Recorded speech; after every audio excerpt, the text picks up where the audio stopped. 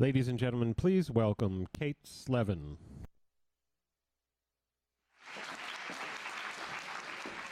MAS has a long history working with residents across the city to help them in neighborhood planning efforts.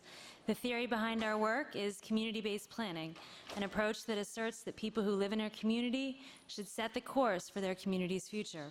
This approach is critical to creating an equitable city that provides opportunity for all its citizens. MAS delivers on our mission to empower local communities by providing technical assistance to community organizations through our Livable Neighborhoods program. This program offers New York City-specific workshops on a range of planning topics, including community organizing, building resilient communities, zoning 101. And MAS has trained over 600 New Yorkers since 2009, and we have ambitious goals over the next few years to increase the number of people in the program. For the past 3 years, as part of this work, and with lead funding from Booth Ferris Foundation, JP Morgan Chase Foundation, Con Edison, and William and Dorothy O'Neill Foundation, MAS has been collaborating with the Brownsville Partnership, an initiative of community solutions and the residents of Brownsville, toward a community-led vision for the revitalization of the neighborhood. As part of this work, we launched our first Livable Neighborhoods program focused on one individual community, which used the specific conditions in Brownsville to teach 45 residents through 8 sessions about land use, community organizing, and advocacy around safe streets and parks. We are thrilled that the knowledge from the program is helping graduates engaged in city-led planning efforts around the future of NYCHA. And our work together will grow in the year ahead as we develop near-term projects to activate retail corridors, revitalize streets, and improve parks. The next session will highlight the exciting and inspiring work going on in Brownsville. So let's talk about the future of Brownsville. No, not the city in Texas, but the neighborhood in Brooklyn where Mike Tyson, Al Sharpton, Larry King, and the Three Stooges all hail from.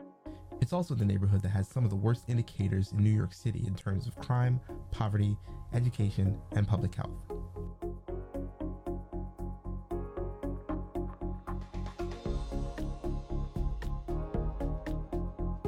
Nevertheless, some amazing organizations and people have been continuing to work to not only change the narrative of Brownsville, but the physical and social conditions as well. So here's Brownsville, landlocked in the middle of eastern Brooklyn. MAS has worked with the Brownsville Partnership since 2011 to support the work that community organizations and grassroots planners are doing on the ground. They've been helping to facilitate the Hope Summit, an annual community planning process informed by research and analysis of zoning and land use. The inaugural summit, held in 2013, saw 200 people attend to talk about the future of Brownsville. MAS has used their experience training local residents throughout the city to participate directly in the development and preservation decisions shaping their neighborhoods. This year, they delivered a series of training sessions for their Livable Neighborhoods program tailored for Brownsville residents.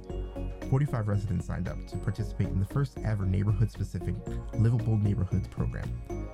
Sessions included Community Planning 101, creating and preserving affordable housing, and how to advocate for parks and open space.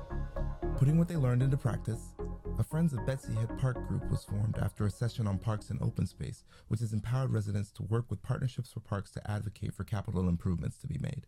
The program participants also helped to facilitate group discussions at the second Hope Summit in June. MAS's local community-based planning partner is the Brownsville Partnership. The partnership is a network of organizations and residents working together to build on existing assets to create solutions for Brownsville's most pressing challenges. This year, they've launched the Brownsville Neighborhood Empowerment Network, built around Brownsville residents trained to be neighborhood problem solvers, addressing everything from housing to financial empowerment. BP has been working with the Ocean Hill Brownsville Neighborhood Improvement Association to launch MGB Pops, an open-air market for local entrepreneurs. Other groups working to make visible change on the ground in Brownsville include Brownsville Community Justice Center, which works with court-involved youth to reduce crime and incarceration of young people. This year, they've painted murals, guided an MAS James Walk tour, started an anti-violence project, continued their youth court, and coordinated service days to clean up and revitalize blighted areas around the community, just to name a few. The New Kids on the Block, made in Brownsville, seek to make technology and design build creativity accessible to at-risk youth such that they can impact the narrative of the community. The Justice Center has been partnering with MIB to think tank with their youth about re-envisioning space and to brand their Brownsville Stronger Together campaign. And we're in the mural making business as well for the MGB Pop Slot. MAS will continue to support the work that is already taking place in Brownsville. Hopefully you will too. Check out these links to see how you can support these great efforts.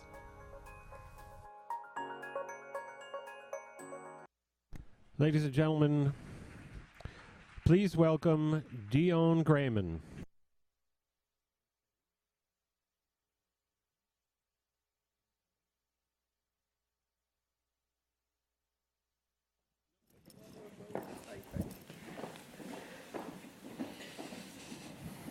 All right.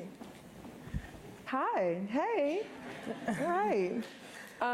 So we are here to talk about what's been going on in our neck of the woods in Brownsville.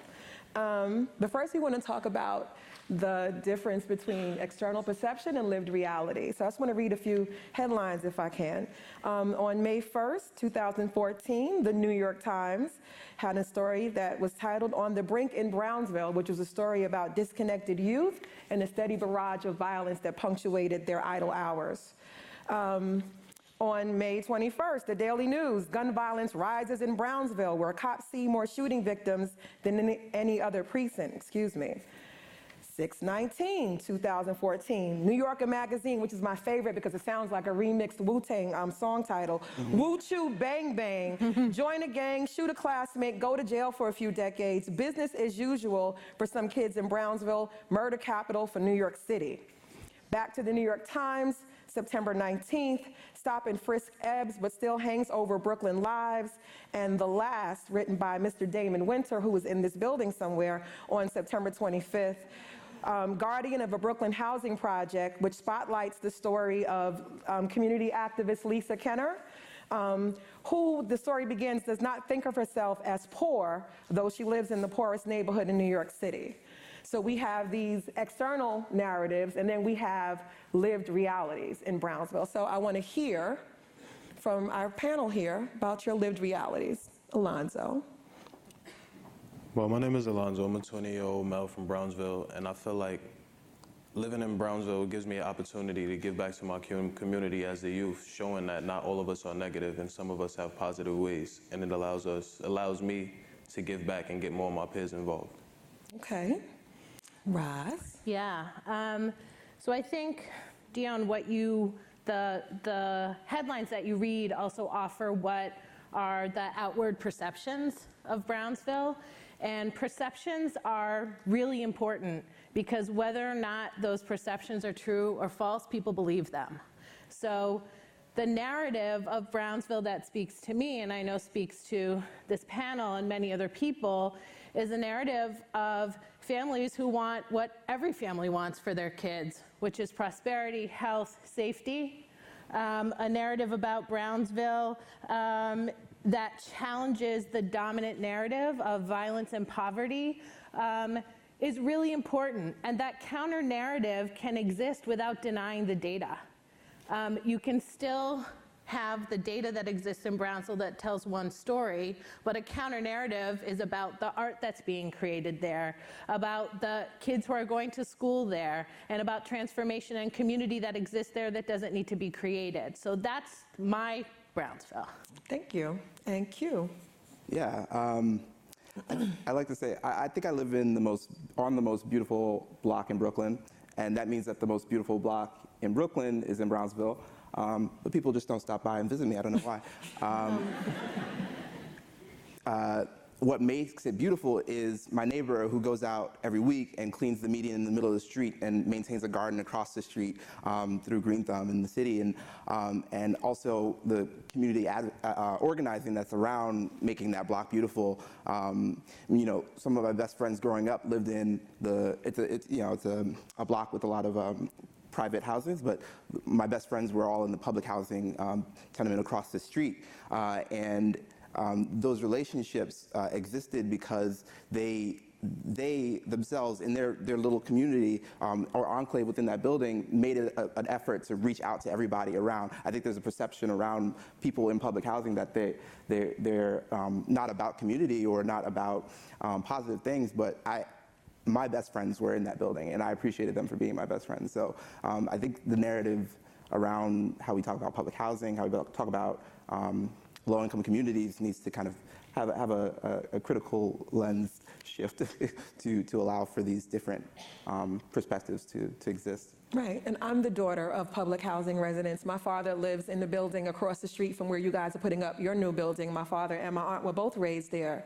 I'm the granddaughter of community activists who worked to change the way school boards interacted with parents. So yeah, there's definitely a different layer underneath what we see. So as residents and community members, right, how are we impacted by those external perceptions, and whose responsibility is it to change those external perceptions? Who do you think should change the story about Brownsville, Alonzo? I honestly feel like it's up to the youth to change the story about Brownsville, because as the youth, we are the future, and as the future, it's up to us to change to make it better. And if we don't make it better, it'll stay as what it is. So I feel like if we all come together, the youth, and be on a more positive note, that the perspectives and the headlines and that we all see in the newspapers or through the media about Brownsville would change, and it'll be able to say that the youth did it. So that's how I feel on that. Well, thank you. Raz. Thank you. I think it's everybody's responsibility to change the perception of Brownsville. And I challenge everybody in this room that the next time you have an opportunity, talk about Brownsville. Come out, take a look, see what's going on in Brownsville, and talk about it in a way that's different than those headlines. It's everybody's responsibility to know that when we talk about Brownsville, we're not talking about Texas.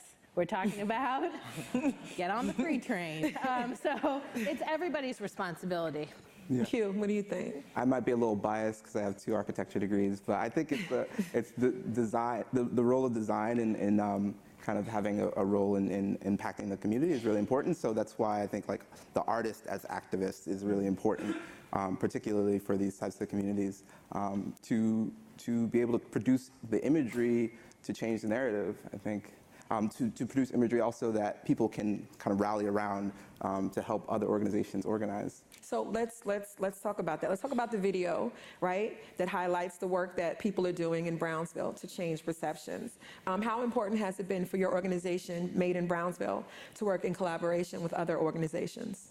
I mean, collaboration is really about allowing organizations to take what they do best and be great at it, and do it collectively. And I think that's what Made in Brownsville tries to do.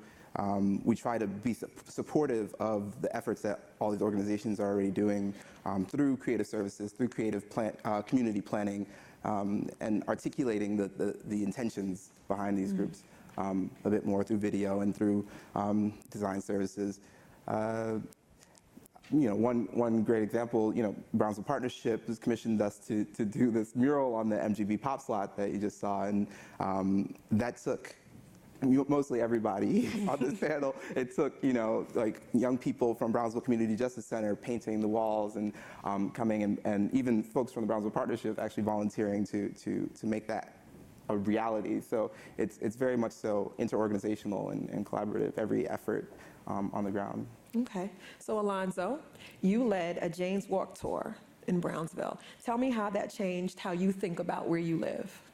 Leading the Jane's Walk changed my perception on Brownsville a lot, because it gave me more information on Brownsville that I didn't know, and it allowed me to spread more knowledge and information about my community out to the youth and also the elderly and everybody else into my community. And it made me feel like it was a positive thing. Tell me how leading that walk changed you. Leading the walk changed me because it allowed me to do something more positive and take me from being out in the streets as hanging out, being what they say one of a Brownsville youth is, ruthless and reckless, to being out there doing something positive and showing that not everybody is what they say we are. So you went from court involved to? Court involved to a pre-college student right now. Okay. I like that. All right, let me get a little clap for this. Yeah. Right? Roz, Yeah. see, from Brownsville, we make you do things that you wouldn't normally think about doing. This is authentic. We'll see? be dancing. Yes. Okay. What are some of the challenges you face working on community-based planning in Brownsville, and what are some of the limitations? So It's hard for me to think about limitations. I think about opportunities and assets. But I think one of the challenges is actually vocabulary. I think the big bad G word, gentrification, and how terrified kind of Brownsville is of that and what that means. And there's so many different definitions, and there was a great panel earlier today on gentrification, but there are so many different definitions of what gentrification means that it gets confusing to talk about. To me, gentrification means the displacement of people in communities. And so I think we have to figure out how to take fear off the table in community planning and community development so it can truly be resident-led development. So the MGB Pops lot that Quardean was talking about and that you saw, which is has 8 local vendors, that was an idea that came from the community and then became a reality. And I think kind of gentrification in the rest of Brooklyn and New York City can do 2 things. It can either make Brownsville more rural, and I use that word intentionally, or it can lead to a rise of residents standing up and saying, we want that here, and we deserve that here, and we're not going to leave when it gets here. So I think there is this challenge around gentrification, and I wrote one down earlier on the train, which is why I'm looking at this, that I think, honestly, a challenge and a blessing of community-based planning and collaboration is getting everybody to row in the same direction. It is not easy. It is so important, but it is not easy, and that is a challenge. And so to be able to kind of row in the same direction while the spotlight is following you, we have a big opportunity right now in Brownsville. We got a lot of lights shining on us. So I think the challenge is to row in the same direction. Okay. And Dionne, yes. I'm going to turn it on you for a minute. Shining. Yeah, shine the light on you. So, Dionne, you participated in the Livable Neighborhoods program in Brownsville, and can you talk about what that was like, what you learned, and how you see yourself using that information? So it really is, seeing the importance of not just rowing in the same direction, but what that looks like and how you translate that to people who are talking in different languages to be able to row in the same direction and encouraging that and celebrating that and applauding that. We have 8 seconds, 7, 6. Give me one thing that you're excited about in Brownsville. Hope. I always love. Jobs. Change. Change, and we're done. Nice. Look at that. Oh, on time.